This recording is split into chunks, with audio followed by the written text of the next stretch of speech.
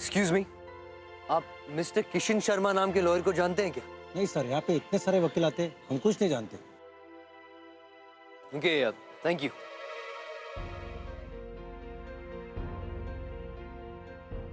Excuse me. जी कहिए। आप जानते हैं एडवोकेट किशन शर्मा कहाँ मिलेंगे? आई मीन एनी आइडिया कहाँ बैठते हो? जी नहीं सर, कहिए क्या कैसे आपका? नहीं नहीं, एक्चुअली मुझे उनसे ही काम। अरे किशन शर्मा को ढूंढ रहे हो का? जी, आप जानते हैं वो कहाँ बैठते हैं? अब नहीं बैठता भाई, पहले यहीं साथ की टेबल पे ही बैठा करता था। क्या आपका भी पैसा लेके भागे हैं का?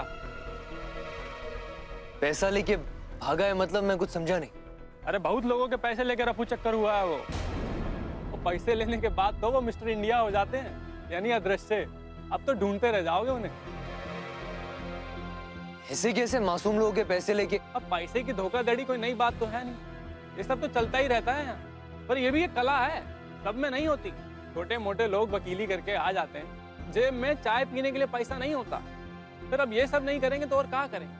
खाली आपके नहीं, बहुत से क्लाइंटों के पैसे लेकर गया है वो। अब आप उसके इंतजार में बैठेंगे ना तो जीतने वाला केस भी पहले ही हार जाएंगे मेरे दोस्त, समझिए। चलिए दुबे जी। अरे आ रहे हैं भाई, काहे शोर मचा रहे हो? आ रहे हैं। ओह माय गॉड, इसका मतलब उर्मी का वकील भाग चुका है और उसके पास अब कोई वकील ही नहीं। आपकी गहनों की कंप्लेंट से तफ्तीश करने के बाद एक इंपॉर्टेंट बात सामने आई है। हमें पता चला है कि वो नकली गहने इनके यहां बनवाए गए हैं। बनवाए गए मतलब कैसे? लेकिन किसने बनवाए और क्यों? साहब जी, मेरे पास एक आदमी आया था असली गहने लेके। कह रहा था कि उसकी बहन की शादी है और चोरों से डकैतों से बचने के लिए ये ऐसे ही नकली गहने बना दीजिए। असली गहने मैं अंदर रख दूंगा और नकली गहने बहन को पहना दूंगा। बाप रे! ये कौन था वो आदमी भाई? और आपने ऐसे कैसे बना दी नकली जेवर? सर जी, ये तो मेरा धंधा है ना। यहाँ देखिए जरा, इनमें से कोई।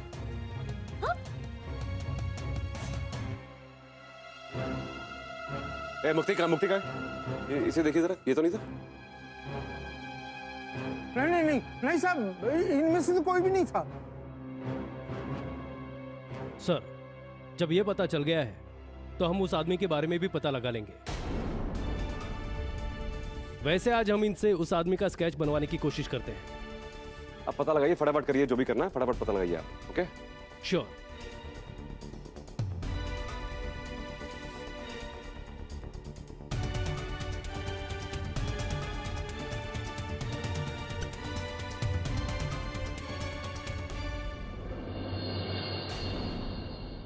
गहने हैं इनके ना डुप्लीकेट बनवाने हैं। ये था क्या वो? अरे हाँ, यही तो था।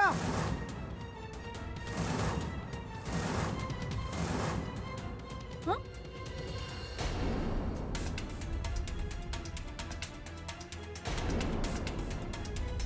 अमृत।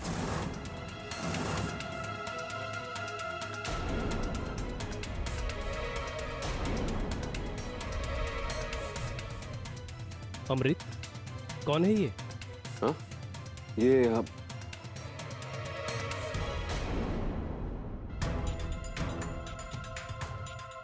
जमाई था हमारा। डोंट वरी सर, हम इसे ढूंढ लेंगे। आप इसकी सारी डिटेल्स थाने भिजवा दीजिए बस। Excuse me.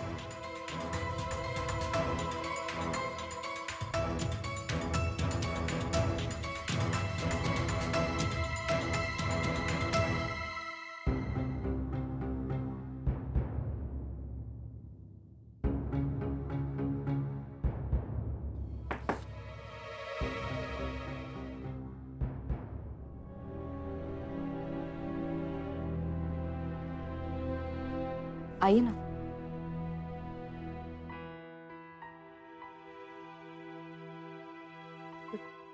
काम आप।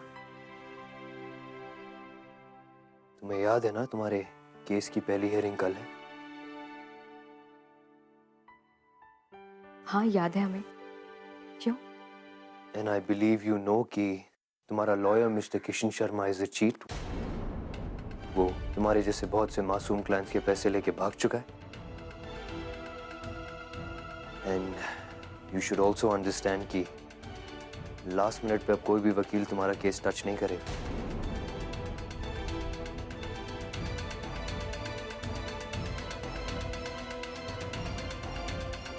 हम जानते हैं ईशान। ओके, तुम जानती हो कि कल तुम्हारे केस की पहली हियरिंग है और तुम्हारे पास लॉयर नहीं, तो अब तुम क्या करने वाली हो? हमने तय किया ईशान, हम अपना केस खुद लड़ेंगे।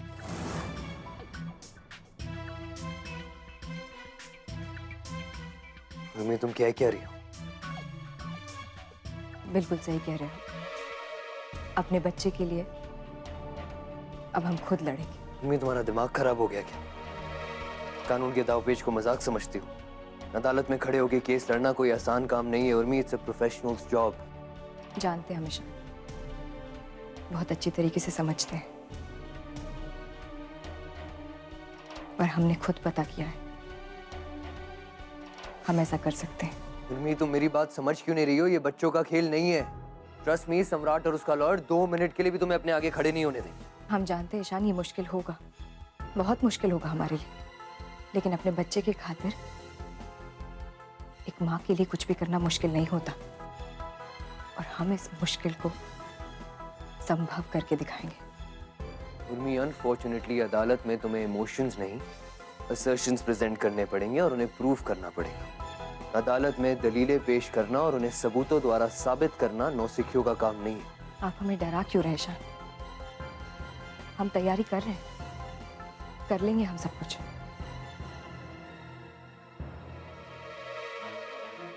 उर्मी, मुझे समझ नहीं आ रहा कि तुम शौर्य के कस्टडी के केस को इतने हल्के में क्यों ले रही? हल्के में नहीं ले रहे हैं ईशान, जिंदगी और मौत का सवाल है हमारे लिए। शौर्य की कस्टडी मजाक नहीं है। इसीलिए कह रहा हूँ बच्चों जैसे बिहेव करना बंद करो and let me handle this case. Urmi, this is my job. Ishan,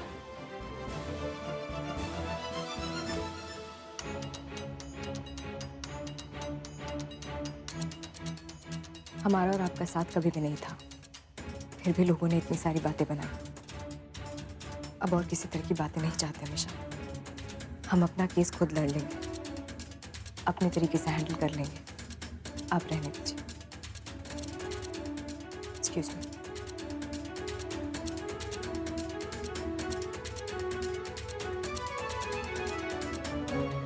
मैं तुमसे पूछ रहा हूँ अदिति, कैसे लगा तुम्हें? कैसे पता कि अमृत का काम हुआ है?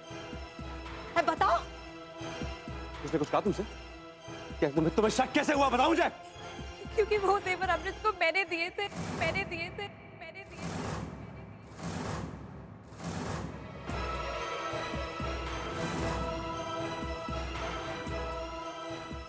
तुमने दिए थे मतलब?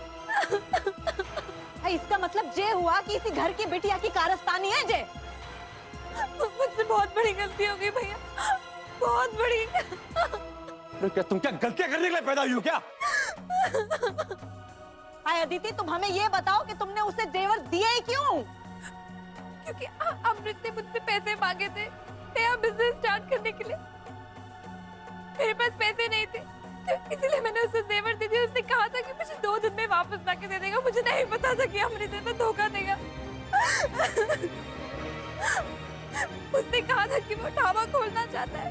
मैंने तो बस उसकी मदद की थी, ये सोच के कि मेरा घर बच जाएगा वापस। याद है अदिति, मैंने तुम्हें बताया था कि मैं ढाबा शुरू कर रहा हूँ एक पार्टनर के साथ। बस उस ढाबे के लिए एक जगह देखी थी, बहुत अच्छी, सारी बात हो गई थी, पर अब एकदम से वो मालिक बोलता है कि मुझे 2 दिन में पैसे चाहिए। सिर्फ माँ के गहने लाकर मुझे दे दो, 3-4 दिन के लिए गिरवी रखूंगा और ये पैसे ले लूंगा और फिर वापस कर देंगे।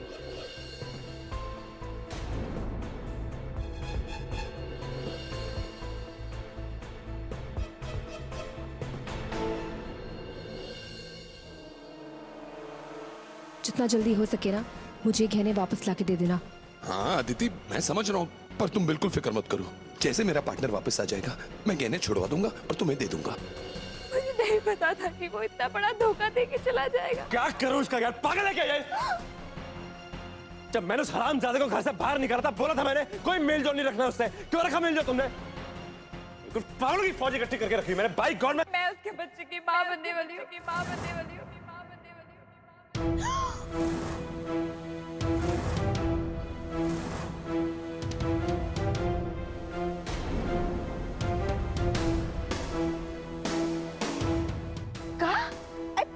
पागल वागल हो गई हो क्या तुम? हाँ, हम तुम्हारा एबॉर्शन करवा के आए थे हैं? मैंने कोई अबॉर्शन नहीं कराया। मैं अपना बच्चा खोना नहीं चाहती थी, इसीलिए सबसे झूठ बोला था। उसका बच्चा अभी तक मेरी कोख में पल रहा है। मैंने बस सोचा कि अपना बिखरा हुआ घर फिर से बसा लूंगी, इसीलिए मैंने ऐसा किया। मुझे नहीं पता था भैया कि वो ऐसे करेगा।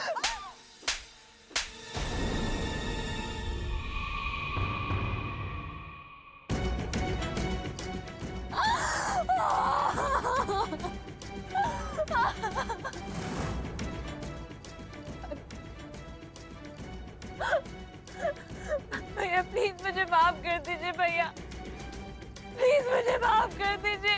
अभी इसी वक्त घर से बाहर निकलो, आउट ऑफ माय हाउस। नहीं भैया, नहीं भैया। सुना नहीं क्या कहा मैंने? मुझे नहीं चाहिए आस्तीन के साथ। भैया दुनिया से खा लेंगे। मुझे माफ कर दो, मैं कहाँ जाऊंगी भैया? अमृत भी भाग गया भैया, मैं बिल्कुल बेसहारा हो जाऊंगी। भैया प्लीज छोड़ दीजिए, मुझे माफ कर दो भैया।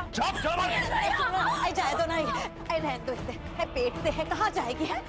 आपको बहुत चिंता हो रही है ना? अब निकल चलिए, बाहर निकल घर से। ऐसा मत कहो बेटा, हम कहीं नहीं जाएंगे। चुप रह, मुंह बंद रखिए अपना। बाहर चलो,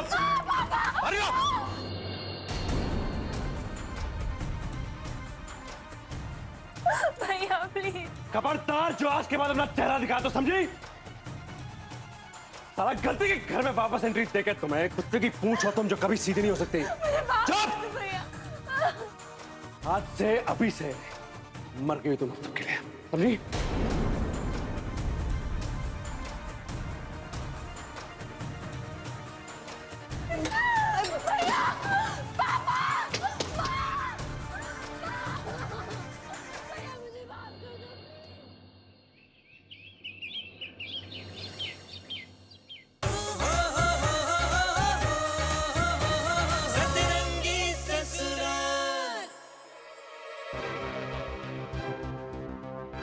मेरे ख्याल से बेटा तुम्हें कोई वकील कर लेना चाहिए। तिवारी जी, वकील किया तो था हमने, अब वो धोखा देकर चला गया तो हम क्या करते? बेटा जो हो गया सो हो गया, उसे भूल जाओ। मेरे ख्याल से तो तुम ईशान को अगर वकील... नहीं, ईशान नहीं तिवारी जी, हम मानते हैं तिवारी जी कि हमें बहुत डर लग रहा है। कुछ समझ में नहीं आ रहा है कि सब कुछ कैसे करेंगे हम। सिर्फ भगवान का भरोसा है, उन पर हमें पूरा विश्वास है। ठीक, जो भी होगा अच्छा ही होगा। ये लो, तुम ये पानी पी लो।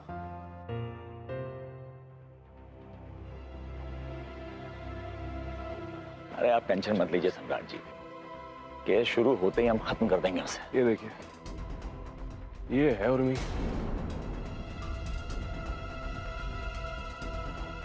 चिड़िया जो बिल्लियां खा रही है आजकल, बिल्लियां नहीं सॉरी बिल्ले खा रही है। तो ये हैं उर्मी। बस एक बात बोलूं सम्राट जी, आपकी पत्नी है बहुत खूबसूरत।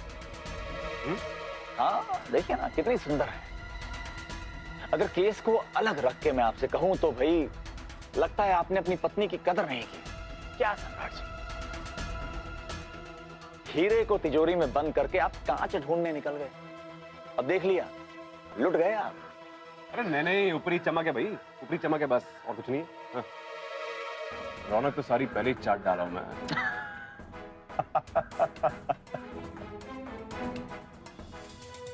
जी मॉर्निंग मैडम जी।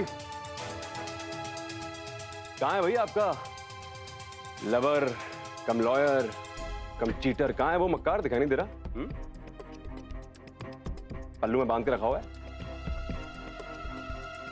हाँ, उर्मी जी, मुझे निरंजन खन्ना कहते हैं। आपके पतिदेव का केस हम लड़ रहे हैं। हाँ, सही पूछ रहे हैं, कहाँ है? कोई वकील दिखाई नहीं दे रहा। मैं भी देखना चाहता हूं कि झांसी में मेरे खिलाफ खड़े होने की हिम्मत आखिर कर किसने दी।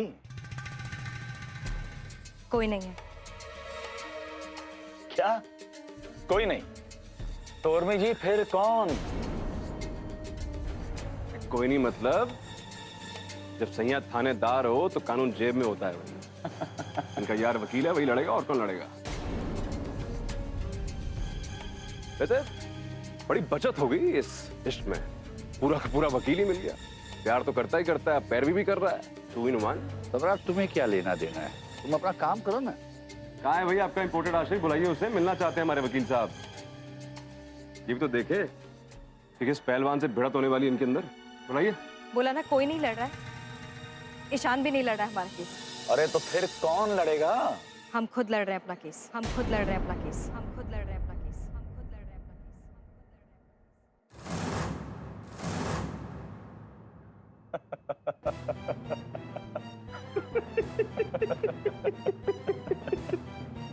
खुद लड़ेंगी?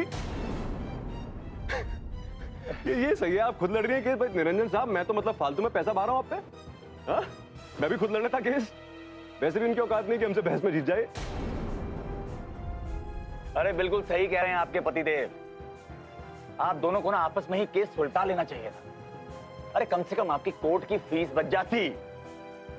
सही बात है निरंजन साहब, मुझे पहले पता होता मैं घर में ही लगाता, अपने कमरे में लगाता 2 कटघरे, और सामने बिठाता, मैं जज को बिठाता, मुक्ति को अपने, उसको थोड़ा पकड़ाता, मारता रहता, ऑर्डर ऑर्डर ऑर्डर करके आप बड़ा बंद केस। मुझे पता नहीं था आपको गेम खेलने का इतना शौक है भाई। अगर बकवास खत्म हो गई तो जा सकते हैं। कोई शौक नहीं है आप लोग के फालतू की बातें सुनने का। हमें भी कोई शौक नहीं है आपसे बातचीत करने का मैडम जी। निरंजन साहब, ऐसा है, आप मिठाई मंगवाइए, केस अपना है, जीतेंगे हम ही जीतेंगे, पक्की बात है। क्या उर्मी जी, मैं क्या केस लड़ूंगा आपसे? आप तो पहले ही राउंड में नॉक आउट हो जाएंगी। हाँ, कोई अच्छा वकील होता ना तो मैं मामले को, केस को थोड़ा सा इंटरेस्टिंग बनाने की कोशिश करता, लेकिन यहां तो भाई मैच शुरू होने से पहले ही आप आउट हो गई हैं। निरंजन साहब, मैं आपको बताऊं, इनका जो लवर है, जो लॉयर है, वो ठीक ठाक है, मतलब टक्कर दे सकता था आपको अंदर कोर्ट में, पर ये स्ट्रैटेजी है। कैसे आएगा भाई दुनिया के सामने, कैसे आएगा, इनके पक्ष में कैसे लड़ेगा? वो जग जाहिर हो जाएगा ना कि इनका उसके साथ नाजायज रिश्ता है।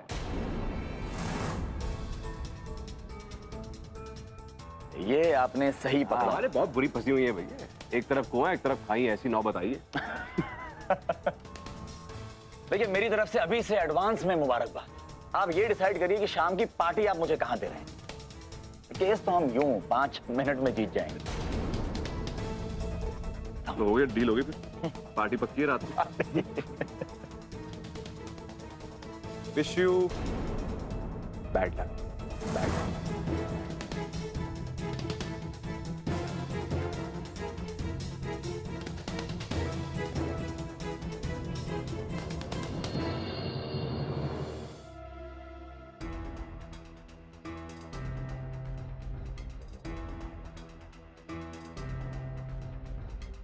अदालत की कार्रवाई शुरू की जाए। Matrimonial case number 110, 28 November 2014, divorce case of सम्राट सिंह राठौड़, उर्मी सिंह राठौड़। मिस्टर सम्राट सिंह राठौर जी जज साहब, आपकी तरफ से ये केस कौन हैंडल कर रहा है? योर ऑनर, मैं निरंजन खन्ना। ओके, एंड उर्मी सिंह राठौर जी, आपका ये मुकदमा कौन हैंडल कर रहा है?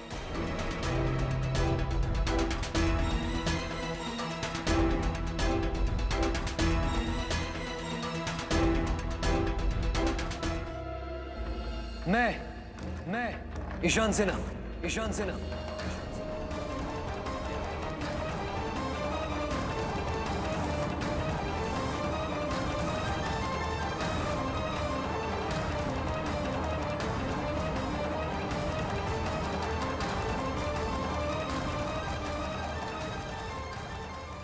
Sorry for the delay, my lord, but Mrs Urmi Singh Rathore का केस मैं लड़ूं।